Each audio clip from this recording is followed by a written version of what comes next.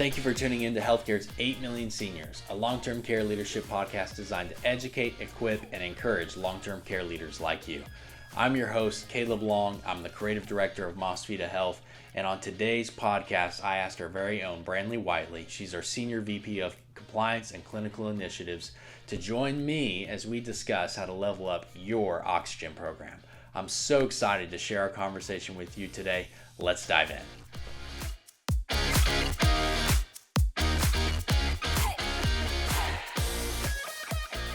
Hey Brandi, how's it going? It's going great. How are you, Caleb? Doing good. Thank you so much for joining me today. And the topic today is oxygen. And so for all of our listeners out there, all of our watchers on YouTube or whatever podcast channel they're on, can you just give us a definition? What is medical oxygen? What goes in that cylinder that all of our seniors, not all of our seniors, but a lot of our seniors and throughout the nation use every single day? Okay, well, I can start off with oxygen. They do classify oxygen as a drug. So with the FDA, it is classified as that. And so with that being said, anybody that utilizes oxygen requires a prescription to do so from their physician. Now, what exactly is oxygen? Well, oxygen is like 99% purity. So what's in that E cylinder, that M6, that D cylinder, whatever cylinder is that has been, prescribed, how many liters they use, the purity is set at 99%, at least at a minimum. So that's what's required. And so that's what's provided. Well, thank you. That's awesome. Yeah. I mean, when I think oxygen, right, I just think right there, right? Like that's oxygen. Air, right? Yeah, that's air, right? But that's not quite what we're talking about. We're looking for a purity for the patient to be able to breathe better because they're not getting enough of what's supplied to them in the environment. So we give them a boost. Okay, that's awesome. Thank you. That mainly just educated me. I'm sure everyone else knew that. Listening, you would be surprised how many people do not understand or don't quite know or have the knowledge of why we supplement oxygen. But there you go. No, that's awesome. I mean, that's what we're here for, right? So, so who uses that? Who would need to be prescribed oxygen? So typically it's people that are requiring some kind of respiratory service. Typically that is your patients that might have a diagnosis of COPD or might have a diagnosis of emphysema, or maybe they're a trach patient. Maybe they're just having difficulty, congestive heart failure. So typically there's an underlying reasoning why we have to provide oxygen on like a continuous basis. They've got some kind of illness or a comorbidity that requires that. So that's where it comes from. And most of our people are of older age. There are younger ages that require it, but most of our so in a long-term care facility, I mean, out of all of them in the nation, or let's just talk Texas, about 1,200 in Texas, right? Right. Which of them would be prescribing oxygen to the residents? All of them. All of them will probably have some form of resident in their locations that require oxygen.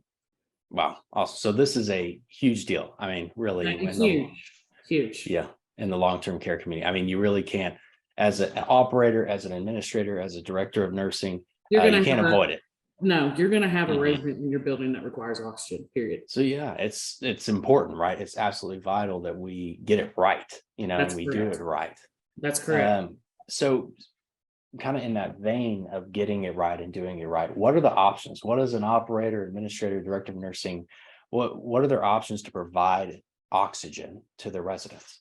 So typically when you have your post-acute care, they're looking at, we have our large gas companies that provide, oxygen, helium, nitrogen, whatever it is that we're needing to utilize it in the world, right?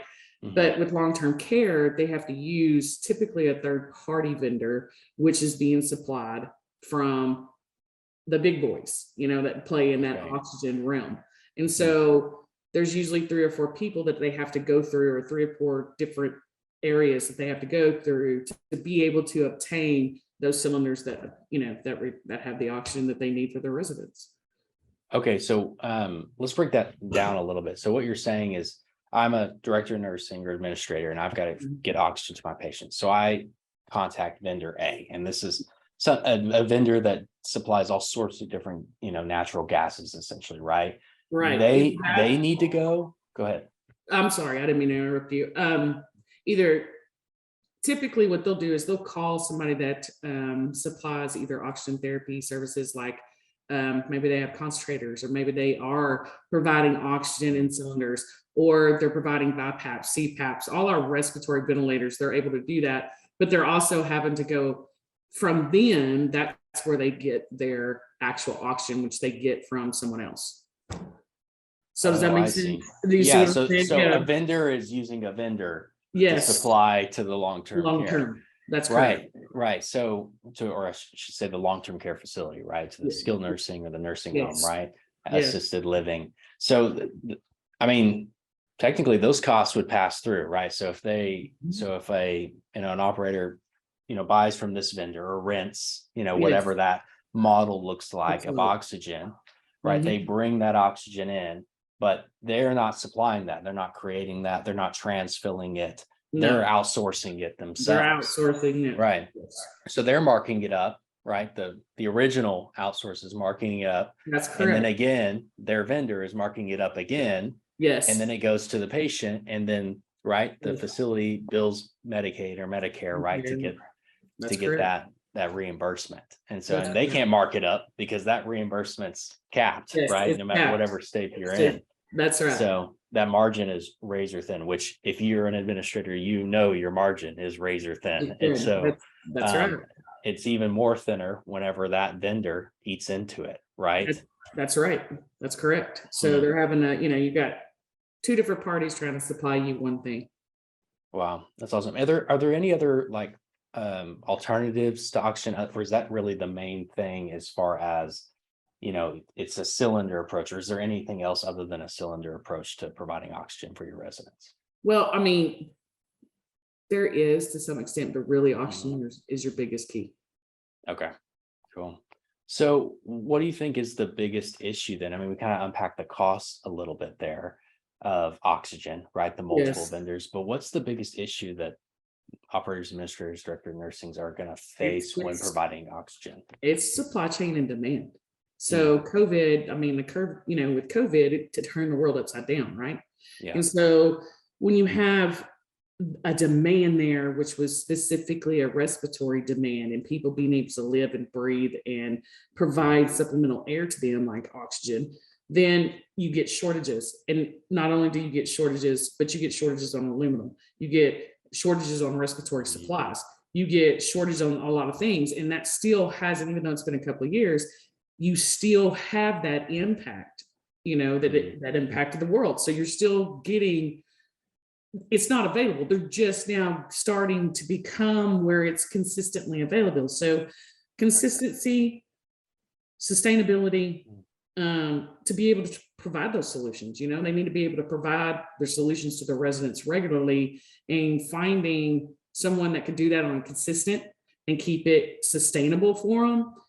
It's kind of hard to find. Really? So unpack that a little bit. So when you mean hard to find, is it because the vendors are short on supply and so Their they, vendors are short on okay. supplies, and their vendor is short on supplies, and those Mhm. manufacturers are trying to meet supply and demand. So depending on who you are, or where you sit, depends on when you get what you need in order to supply Mhm. for that resident or for that patient. And so you're seeing Mhm. like that domino effect, right? So the manufacturer's trying to produce, but there's a shortage on what they need to be able to produce that. And then you go down to where, okay, my vendor is trying to get it from this vendor, but this vendor's short. Same. I mean, it's just a Right. domino effect all the way down, all the way down. So, that's where it's that consistency, and know that that supply and demand that we provide is coming to us regularly. It's Mhm. consistent and it's sustainable. And so Right. So now there's still some of those issues. as of course, right, MasVida provides oxygen to our customers, right? And we do it Mhm. direct, and we can kind of unpack that in a little bit. But, Yeah. talking to facilities, to leaders in these facilities that are using using this process of oxygen. So are they encountering to where they're calling their vendors and their vendors are going, well, give us a week and then we'll get you your oxygen. And then they're scrambling, really. Yeah. So that's huge, right? I mean, that huge. resident needs that oxygen. That's right. I mean, there's no getting around that, right? And so they're probably having to stockpile then, more oxygen, because they're scared that they're going to pick up the phone and call that vendor, and that vendor's going to go, it's 2 weeks out, it's 2 weeks out before I get to you. Yeah. Right. Yeah, absolutely. That's crazy. So talk about the transfill process in oxygen. So what does that look like? And because you talked about how the vendors kind of outsourcing the vendors. So when they come and pick up your empty cylinder, your empty oxygen tank, what happens? So they take it and then they just throw it away, or they, what does it look like? Their vendor will pick it up, and then their vendor will have someone else come pick it up for them, and then they'll transport that to get them all refilled. Hopefully, what they're hoping is that when they come to pick up their empties, that they're automatically being filled back in with new supply, right? Right. So, but you still have those 2 steps. My vendor has to send it to a third vendor to actually get them filled. So, okay. So they're not filling them in-house, right? They don't have the credentials, they don't have the certification to do medical oxygen, right? The 99% purity. Wow. So yeah, they don't realize that, probably a lot of administrators don't realize that problem, right? What's going through there. And so this is a really great kind of educational moment in that sense of like, let's unveil the curtain. Let's unveil the curtain on what we really have to do in order to get our residents supplied, Right. Yeah, no, that's huge. So then what do you see as a solution to this problem, right? They've got this vendor here that's, this multi-tiered, they actually have 2 or 3 vendors. They don't realize they have 2 or 3 vendors, but they do. They're only working with one, but they've got, that domino effect there. So what do you think is kind of the best solution for them? In my opinion, they only have really 2 solutions. Either they somehow, invest in putting their own oxygen within the facility, which in long-term care, that's typically not an option, right? In budgeting and that kind of stuff. So, because it's expensive to be able to do that. So the only other solution they have is to find a one source. Okay. A one source. In other words, they go to one source that can provide them with their tanks, with their oxygens, the oxygen that they're needing for their residents and their supplies, and be able to provide that. I mean, I think that's the only 2 choices they have, to be able to limit that time between when they receive their charges. I mean, all of that, to be able to see and make sure that it's sustainable. So, gotcha. Because you were saying doing it internally, so that's option 1, but you're saying the capital, essentially the cash they'd have to build that infrastructure, right? What is that called? That's called a liquid O2, something like that? Yeah. Okay. So you have liquid O2, or basically they have their own either bulk tanks or whatever with on site, but that's right. That's costly. That's not cheap. Yeah, and they'd have to build their own transfill system. And then be able to support it and promote it within the building itself, to where they just have the automatic, like you see in your hospitals, they have their own automatic hook ins to the wall for oxygen or whatever it is that they're needing. And for long-term care, that's really not a budget. I mean, that's not in the budget. That's not something fiscal they can reach for. Right. That makes sense. So really the only option they have is to continue to outsource. That's right. Right. Vendor on like a rent, right? Because that cost is, it's over time. It's not one big chunk cost, right? That's so really it's like, okay, we got to find a vendor then that allows us to get that responsiveness, right? So I mean, we're a little biased here, but MasVida kind of fits that, right? I tell you, MasVida is doing a wonderful thing for the long-term care industry. That's awesome. In my personal opinion, and I come from nursing, and actually, my career was within geriatrics in long-term care, and so knowing what we're able to provide for our clients, which is in turn the facilities, those skilled nursing facilities, to be able to transfill our own oxygen, and we're regulated and we're certified and we're all of those things that we have to be able to, in order to do that, it cuts down a bunch of middlemen. You know what I mean? We provide O2 and tanks that they need for their patients or residents, in order for them to maintain, keeping that sustainability and the stability and consistency, that they know they have something coming in constantly. Like, it's 1-for-1 ratio. In other words, if we're picking up a tank, we're giving you a tank. You know what I mean? To Right. make sure that your residents are consistently supplied. And so I don't know. I mean, based on what I'm seeing, I'm pretty sure we're the only ones that are really doing that as far as a one-stop shop, because we provide not only oxygen, services and therapy, but we also provide respiratory services, and we also provide, DME equipment. And, so we have all these things that we're providing our clients in the industry and being able to provide and keep their residents, active. Yeah. Well, you brought up a really great point there, and you kind of highlighted there with the internal transfill, right? So, when a customer, so correct me if I'm wrong here, but when we have someone partner with MasVida, one of our customers, they give us a call or they go on our online portal, right? And they say, hey, we need oxygen for X resident, and you go, okay, we add it to the delivery, right? And that client, that customer may be using DME or negative pressure wound therapy or respiratory or hand hygiene, one of our other or they may just be using oxygen, right? That's correct. And they say, okay, we need oxygen on this schedule, on this delivery schedule for this resident. They book all of that and it goes to us. And what we're doing behind the curtain is we own all of our own cylinders, right? We purchase them. So I think we just got a really big order in, right? Like we did just get a really big order in.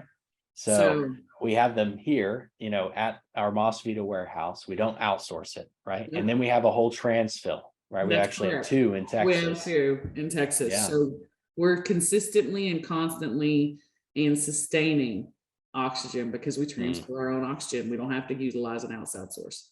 Right. And our only outside source is buying the cylinder. And then we do have a company come fill up our big oxygen tank, bulk tank, which we use to transfill, right? That's so there is that one vendor, but that's 3 or 4 vendors back, and probably your current vendor, right? So that's correct. So basically we would be their one true vendor. Right. Which is also cool because there's really no other DME, medical equipment companies that are also supplying oxygen. So not only we can just supply oxygen to you, but it'd be like having your normal DME vendor that's bringing beds and wheelchairs and other equipment, bariatric stuff. But we're also bringing your oxygen with all your beds. That's right? correct. And then we've got a same day guarantee. They pick up the phone and go, we need oxygen right this very instant. We answer and we deliver, right? Guaranteed, right? Guaranteed. Yeah.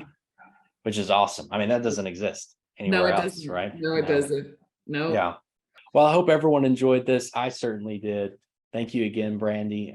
We'll be giving y'all some more information on MasVida. If you're at all interested in partnering with us, we'd love to have a convo and just we do a full assessment of your facility. So there's no we peel it all back, right? Peel back the curtain, which was what this was about. And we show you what we've got and we compare it to what you've got. And then that way you can make an educated decision. Anyway, y'all have a blessed day. Thank you, Brandi. And we'll see you all again soon. Bye. Bye.